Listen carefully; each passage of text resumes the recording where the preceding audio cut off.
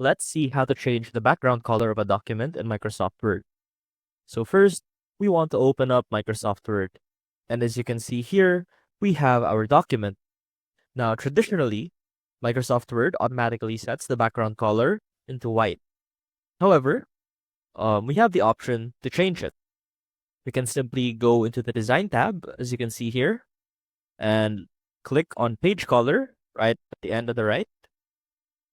And as you can see here, you can change the theme colors, which will also change the font color based on color of the backgrounds. For example, if you click black, it's going to change the font color into white to make sure that it is visible.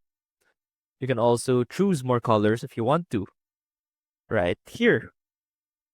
And there are also other options, such as different options for the background, such as a gradient, a texture, a pattern, or you can even upload a picture.